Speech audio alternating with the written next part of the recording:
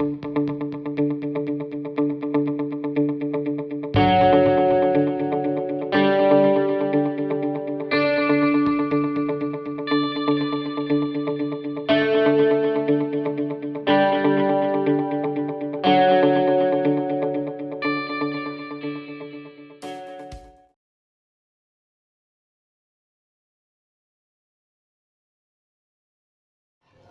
ونصلي على رسوله الكريم اما بعد فاعوذ بالله من الشيطان الرجيم بسم الله الرحمن الرحيم ولا تقولوا لمن يقتل في سبيل الله اموات بل احياء ولكن لا تشعرون وقال النبي صلى الله عليه وسلم لو كان بعدي نبي لكان عمر صدق الله العظيم وبلغنا على رسوله النبي الكريم۔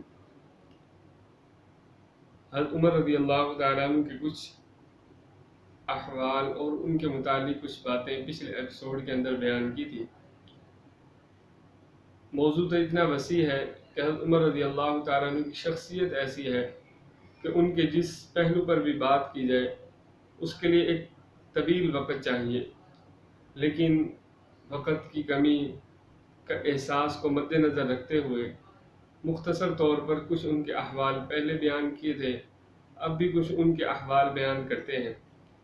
یہ محبوب علیہ الصلوۃ والسلام کے وہ صحابی ہیں جنہیں آپ علیہ الصلوۃ والسلام نے اپنا وزیر قرار دیا، یعنی فرمایا کہ میرے دو وزیر ہیں، عرش پر، اور دو وزیر فرش پر ہیں۔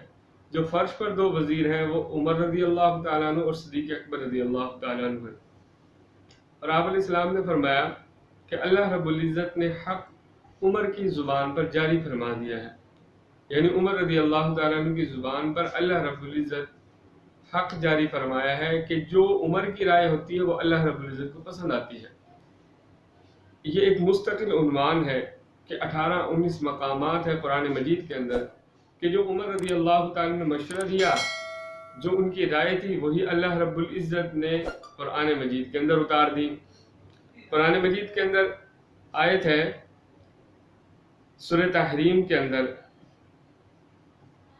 عَسَىٰ رَبُّهُ إِن طَلَّقَكُنَّ أَن يُبْدِلَهُ أَزْوَاجًا خَيْرًا مِّنكُنَّ مُسْلِمَاتٍ مُؤْمِنَاتٍ قَانِتَاتٍ تَائِبَاتٍ عَابِدَاتٍ سَائِحَاتٍ ثَيِّبَاتٍ وَأَبْكَارًا، کہ ازواج مطہرات نے خرچے کی بڑھوتری کا سوال کیا، یا یہاں پر کچھ ازواج مطہرات کی آپس میں محبوب علیہ الصلوۃ والسلام کی محبت کو کھینچنے کے لیے کہ آپ علیہ الصلوۃ والسلام کی محبت ہمیں زیادہ ملے، تو ان میں کچھ معاملات کے اندر کچھ اونچ نیچ ہو گئی۔ تو حضرت عمر رضی اللہ تعالیٰ نے ان کو کہا یہ نہ کرو، اللہ رب العزت اپنے نبی کے لیے تم سے اچھی بیویاں لے آئے گا۔ تو وہی بات اللہ رب العزت نے قرآن مجید میں نازل فرما دی کہ اللہ جو ہے مومنات لائے گا، صالحات لائے گا، طیبات لائے گا، اور بہت سے اچھی جو ہے قانتات لائے گا اپنے نبی کے لیے۔ اسی طرح محبوب علیہ السلام کو آپ حضرت عمر رضی اللہ عنہ عرض کیا رسول اللہ کہ ہماری جو مائیں ہیں جنہیں قرآن نے ہمیں ہماری مائیں کہا ہے، النبی اولا بالمؤمنین من انفسہم وازواجہ امہاتہم، کہ نبی کی بیویاں وہ تمہاری مائیں ہیں۔ جنہیں ہماری مائیں کہا گیا وہ مائیں جو ہیں میرا دل کرتا ہے ہمیں کہ وہ ہم پردہ کریں، کیونکہ ہر فاسق فاجر، ہر نیک شر والا وہ آپ کے پاس آتا ہے، تو بہتر ہے کہ وہ پردے میں رہیں۔ اللہ رب العزت نے قرآن نازل کر دیا، یا ایھا النبی قل لازواجک وبناتک ونساء المؤمنین یدنین علیہن من جلابیبہن۔ اسی طرح عمر رضی اللہ عنہ نے عرض کی یا رسول اللہ صلی اللہ علیہ وسلم کہ مقام ابراہیم کہ وہ پتھر کے جس پر کھڑے ہو کر حضرت ابراہیم علیہ السلام نے بیت اللہ کی تعمیر کی، اس پتھر کے پاس جو جگہ ہے اس کو مصلی بنا لیا جائے، یعنی وہاں نماز پڑھی جائے۔ تو اللہ رب العزت کو ان کی یہ رائے بھی پسند آئی۔ قرآن مجید میں ارشاد فرمایا وَاتَّخِذُوا مِن مَّقَامِ إِبْرَاهِيمَ مُصَلًّى، کہ تم ابراہیم علیہ السلام کے مقام کو مصلی بنا لو۔ اب طواف کرنے کے بعد وہاں پر جو ہے نفل پڑھنے کا حکم ہے۔ تو یہ قرآن کی موافقات، یہ ایک مستقل عنوان ہے کہ عمر رضی اللہ تعالیٰ عنہ جو مشورہ دیتے ہیں، جو رائے دیتے ہیں، وہ اللہ رب العزت کو پسند آتی ہے، اللہ اپنے قرآن کا حصہ بنا دیتے ہیں۔ حضرت عمر رضی اللہ تعالیٰ عنہ کی وہ شخصیت ہے کہ ان کو آپ جس طرح ان کے مزاج کے اندر بہادری تھی، دلیری تھی، اس دلیری اور بہادری کے ساتھ آپ علیہ الصلوۃ والسلام سے عشق اور محبت بھی تھا۔ ایک مرتبہ آپ علیہ السلام سے عرض کرنے لگے، یا رسول اللہ علیہ وسلم کہ میں اپنی جان سے علاوہ ہر چیز کو، یعنی صرف مجھے اپنی جان عزیز ہے، اس کے بعد سب سے قیمتی جو چیز مجھے لگتی ہے، سب سے زیادہ عزیز ہے، وہ آپ کی ذات ہے۔ آپ علیہ السلام نے فرمایا، یا عمر ابھی آپ کا ایمان کامل نہیں ہوا، کیونکہ ایمان کامل اس وقت ہوگا کہ جب ہر چیز سے عزیز جو ہے وہ آپ مجھے رکھیں گے، اپنی جان سے بھی زیادہ عزیز۔ تو عمر رضی اللہ عنہ نے فوراً فرمایا، یا رسول اللہ علیہ وسلم یہ بخاری شریف کی روایت ہے، یا رسول اللہ صلی اللہ علیہ وسلم مجھے آپ اپنی جان سے بھی زیادہ عزیز ہے۔ آپ علیہ السلام نے فرمایا، الآن یا عمر، الآن یا عمر، الآن یا عمر، اے عمر اب آپ کا ایمان کامل ہوا۔ تو عشق و محبت میں بھی آپ علیہ الصلوۃ والسلام سے اسی طرح رکھتے تھے جیسے جو ہے شروع کے اندر آپ سے نفرت تھی، لیکن جب وہ نفرت محبت میں بدلی تو اتنی ہوئی کہ فرمایا، یا رسول اللہ وسلم میں اپنی جان سے بھی زیادہ آپ کو عزیز رکھتا ہوں۔ حضرت عمر رضی اللہ تعالیٰ عنہ جب مسند خلافت پر آئے تو حکومت کے اندر ایک ایسی تبدیلیاں لے کے آئے کہ جو تبدیلیاں، جو اصول جو ہے وہ ایک آنے والی دنیا کے لیے جو ہے وہ رہنما اصول بنے، اور ایک تابندہ اور روشن جو ہے وہ آپ نے نظام حکومت جو ہے وہ آنے والی جدید دنیا کو دیا۔ آج جدید دنیا کی فوجی نظام ہے، حضرت عمر رضی اللہ تعالیٰ نے اس وقت فوج کا نظام بنایا۔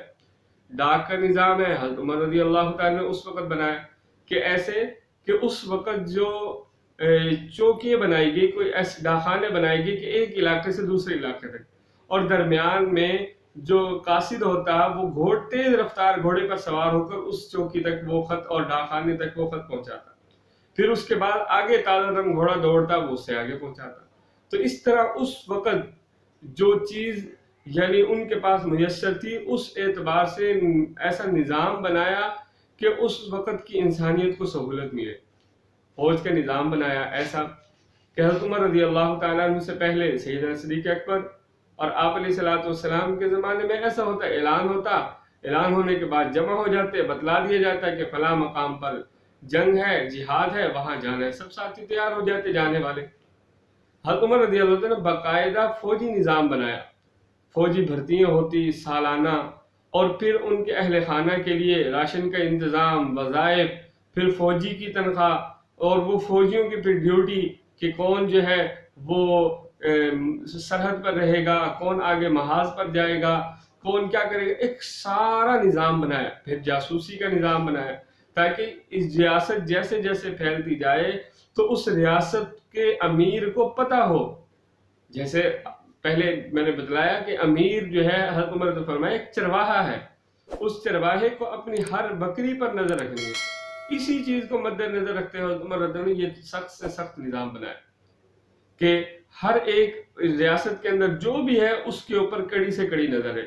حتیٰ کہ جب اپنے امیروں کو بناتے تو ان سے حلف لیتے، اس حلف کے اندر یہ کہتے کہ ترکی گھوڑے پر سوار نہیں ہونا، آپ نے ریشم یعنی آپ نے نرم اور باریک لباس زیب تن نہیں کرنا، آپ نے جو ہے دربان نہیں رکھنا، آپ نے کسی بھی وقت اپنے آنے والے محکومین اور اپنے آنے والے ماتحتوں کو اس چیز سے نہیں روکنا کہ میرے آرام کا وقت ہے، جس وقت وہ آئے ان کو انصاف دو۔ تو یہ ان سے حلف لیتے تھے، اور یہ صرف ان سے دنیاوی معاملات پر نہیں، ان کی عبادات کے اوپر بھی نظر رکھتے۔ ایک روایت کے اندر آتا ہے ایک آدمی کو، ایک صحابی کو آپ نے ایک علاقے ایک نظام کے لیے ایک کام کے لیے متعین کیا، تو اس کے ہاں ویسے جانا ہوا۔ جب اس کے ہاں گئے تو اس کی والدہ نے کہا وہ ساری رات عبادت کرتے رہے، اب سوئے ہوئے۔ تو فوراً کہا کہ عمر رضی اللہ تعالیٰ عنہ کی یہ پسند نہیں کہ ایک آدمی ساری رات عبادت کرے اور دن کے وقت سو جائے، فرض نماز سے کوتاہی کرے۔ کہ عمر رضی اللہ تعالیٰ عنہ اپنے گورنروں کو یہ بات پہنچاتے کہ عمر کے ہاں سب سے زیادہ محتم بشان شے وہ یہ ہے کہ نماز کی ادائیگی۔ تو اپنے حاکمی محکوم جو اپنے طرف سے والی بنائے جاتے، گورنر بنائے جاتے، ان کی نگرانی کرتے وقتاً فوقتاً، اور خود عوام کو انصاف پہنچانے کے لیے ان کی نگرانی کے لیے خود رات کو چکر لگاتے، رات کو گلیوں کے اندر چکر لگاتے۔ اور اس کے آپ نے متعدد مشہور واقعات سنے ہوں گے کہ عمر رضی اللہ عنہ چکر لگا رہے تھے، یہ واقعہ پیش آیا، یہ واقعہ پیش آیا. تو اپنی رعایا کی بہت زیادہ جو ہے وہ جو اصل حقیقت ہے کہ امیر جو ہے وہ رعایا کا خادم ہوتا ہے، امیر جو ہے وہ رعایا کے لیے سہولتیں مہیا کرنے والا ہوتا ہے. اس کی عملی تصویر حضرت عمر رضی اللہ تعالیٰ عنہ تھے.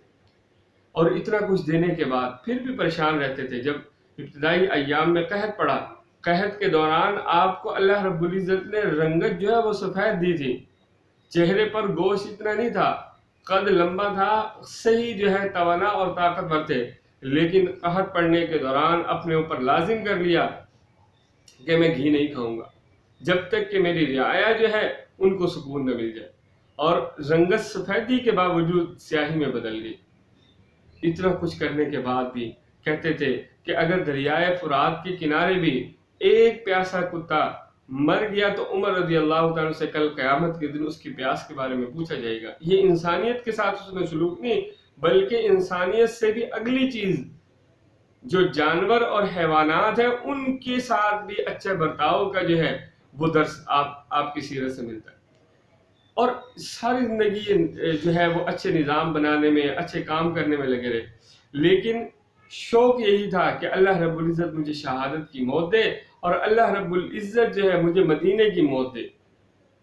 اور اپنی شہادت پر مطمئن بھی تھے کہ مجھے شہادت کی موت آئے گی. وہ اس طرح کہ کہتے میں ایک مرتبہ آپ علیہ الصلوۃ والسلام کے ساتھ تھا پہاڑ کے اوپر، احد پہاڑ پر، کہ احد پہاڑ ہلنے لگا. اب جب ہلنے لگا تو آپ علیہ السلام نے فرمایا احد رک جاؤ کہ تجھ پر 2 شہید اور ایک صدیق اور ایک نبی ہے. اور اس وقت جو اس پہاڑ پر موجود تھے وہ حضرت عثمان غنی، حضرت عمر رضی اللہ تعالیٰ عنہ اور سیدنا صدیق اکبر اور محبوب الاسلام کی ذات تھی. تو کہتے ہیں مجھے پکا یقین ہے کہ مجھے جو ہے شہادت کی موت آئی. اور اسی طرح جب شہادت سے کچھ دن پہلے آپ نے خواب میں دیکھا، اس خواب کو حضرت عمر رضی اللہ عنہ نے لوگوں کو بتلایا کہ میں دیکھتا ہوں کہ مرغے جو ہے مجھے ٹھونگے مار رہے ہیں. تو اس کی تعبیر یہ نکلی کہ اب آپ پر حملہ ہونے والا ہے. تو آپ نماز پڑھا رہے تھے، حضرت مغیرہ رضی اللہ تعالیٰ عنہ کے غلام تھا ابو لولو، مجوسی تھا. آپ نے کافر جو مجوسی تھے، یہ ذمی جن کو کہتے ہیں، ان کو کہا کہ آپ اپنا کام کریں، لیکن اس کام میں سے کچھ ٹیکس جو ہے وہ آپ حکومت وقت کو دیں گے.